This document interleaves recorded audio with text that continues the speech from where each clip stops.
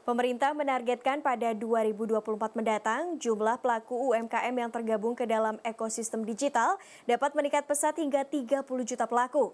Namun itu bukanlah hal mudah, dibutuhkan strategi yang tepat untuk mewujudkan target tersebut. Inovasi, adaptasi, dan kolaborasi. Inilah tiga hal yang menjadi fokus utama dalam diskusi yang digelar oleh para pelaku startup dengan Menteri Koperasi dan UKM Teten Masduki dan Putri Tanjung, staf khusus Presiden yang berfokus pada ekonomi kreatif dan UMKM di Tahura, Bandung.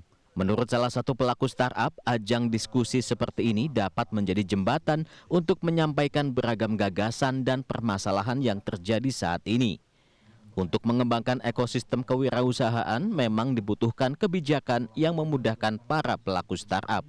Akses ya tentunya, nggak jauh-jauh dari akses sebenarnya. Akses permodalan, akses ke pasar, akses ke government tentunya, akses ke mentor tentunya. Jadi apalagi kalau bisa yang internasional sifatnya. Jadi di Bandung ini banyak sekali yang skalanya lumayan cukup internasional gitu ya. Jadi dari Bandung tapi jualannya ke Amerika Serikat atau ke Eropa dan segala macam. Cuman bisa dibilang karena di Bandung gitu ya, orang Bandung kan lebih banyak jagonya R&D gitu ya. Jadi kurang banyak hustling gitu nih buat networking dan segala macam untuk akses-akses tersebut. Jadi alangkah lebih baik kalau seandainya ada hubnya atau bagaimana gitu ya supaya menghubungkan founders atau entrepreneur di Bandung dan luar negeri begitulah kira. Menurut Putri Tanjung, Bandung adalah kota yang potensial. Selain inovasi, hal lain yang tak kalah penting dilakukan oleh para pelaku startup agar bisa bertahan, khususnya di tengah pandemi saat ini, adalah kolaborasi. Yang paling penting adalah harus bisa menjadi evolving leader.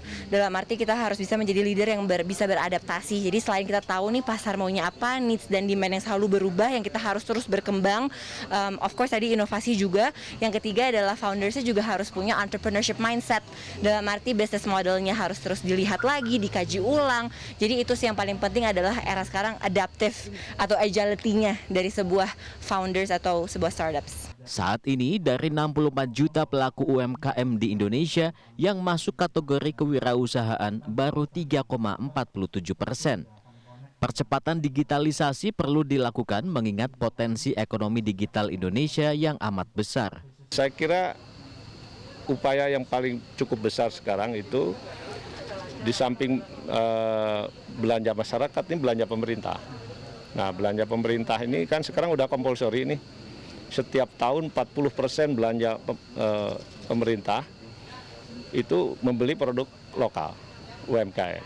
Nah kalau saat ini dengan APBN-nya sekarang itu kan 460 triliun. Nah, kalau APBN-nya makin besar, kan makin besar. Jadi ada market yang sudah pasti. Sehingga UMKM kan mulai dari sekarang harus sudah bisa ngelirik belanja pemerintah tahun depan apa, sehingga mereka juga sudah menyiapkan diri untuk menjadi vendor. Selain itu, Teten mengungkap bahwa data dari Indonesian E-Commerce Association hingga Mei 2021 terdapat 13,7 juta pelaku UMKM di Indonesia yang sudah tergabung ke dalam ekosistem digital. Ia berharap melalui diskusi seperti ini bisa membuka ruang agar pelaku UMKM tidak mengalami stagnasi tapi bisa naik kelas. Sehingga target 30 juta pelaku UMKM pada 2024 dapat terpenuhi. Zaiul Haq, Rizky Rahadian, Bandung, Jawa Barat.